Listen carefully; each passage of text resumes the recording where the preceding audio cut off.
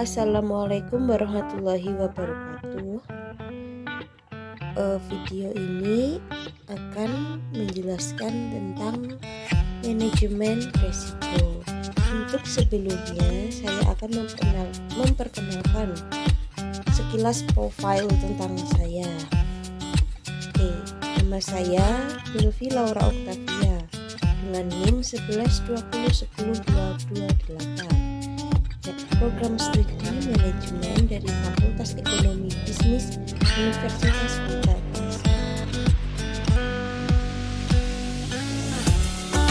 Video ini dibuat untuk memenuhi ujian tengah semester 5 mata kuliah manajemen risiko. So, let's go. Definisi risiko berdasarkan ISO 30000:2018. Menurut ISO 30000:2018, Risk Management Guideline, proses manajemen risiko adalah proses sistematis penerapan kebijakan, prosedur, dan praktik terkait aktivitas komunikasi dan konsultasi risiko. Penetapan cakupan konteks dan kriteria risiko, pelaksanaan penilaian risiko atau risk assessment yang terdiri dari identifikasi risiko, analisis risiko, dan evaluasi risiko, perlakuan risiko atau risk treatment, pemantauan dan peninjauan perekaman dan pelaporan.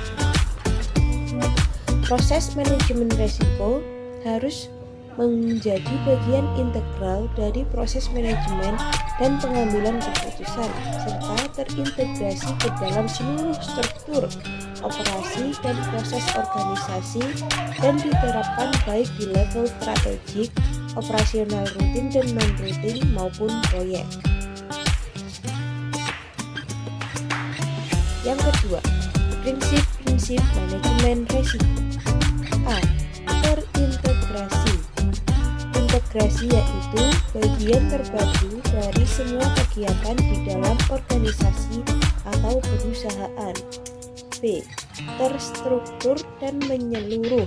Pendekatan yang terstruktur dan komprehensif pada manajemen risiko yang memberikan hasil yang konsisten dan dapat dibandingkan. C. Disesuaikan dengan kebutuhan kerangka kerja dan proses manajemen risiko harus disesuaikan dengan penggunaannya dan sebanding dengan konteks internal dan internal, termasuk juga terhadap sasaran yang terkait. D. Inklusif.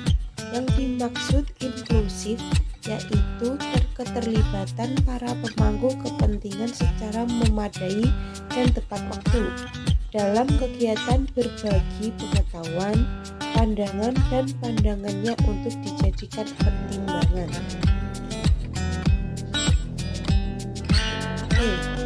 Dinamis. Sebuah risiko dapat berubah atau hilang ketika terjadi perubahan konteks eksternal maupun konteks internal. Manajemen risiko akan mengantisipasi, memindai, dan memahami serta menangani perubahan dan peristiwa yang terjadi secara memadai dan tepat waktu. Informasi terbaik yang tersedia.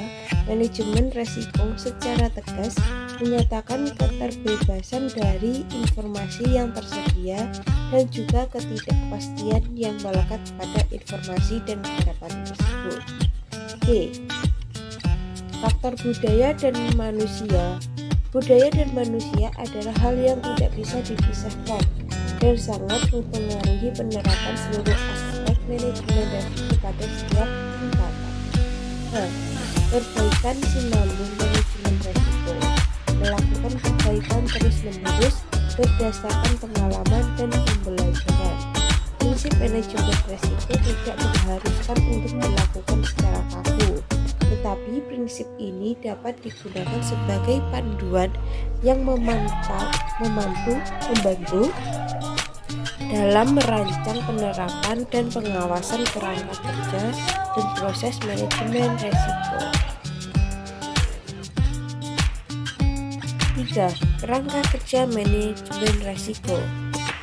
Terlihat seperti gambar. Kerangka manajemen yaitu terdapat integrasi, perancangan, implementasi, evaluasi, dan perbaikan.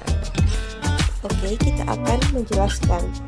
Integrasi manajemen risiko adalah sangat bergantung pada pemahaman terhadap struktur organisasi dan konteks organisasi. Lalu, perancangan kerangka kerja manajemen risiko. Tiga, implementasi manajemen risiko. Dan yang keempat, evaluasi pada dasarnya adalah proses untuk memantau dan memperbaiki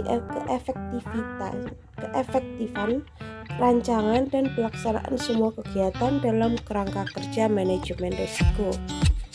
Lalu yang terakhir, perbaikan merupakan proses tindak lanjut dari proses evaluasi yang dilakukan oleh unit manajemen risiko, auditor internal, auditor eksternal, ataupun regulator.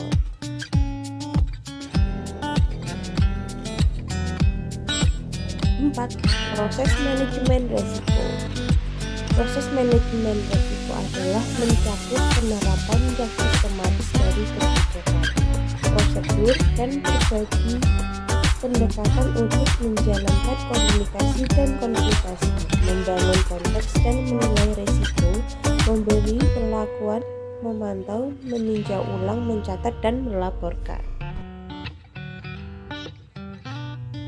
Nah, kita akan jelaskan tentang proses manajemen risiko.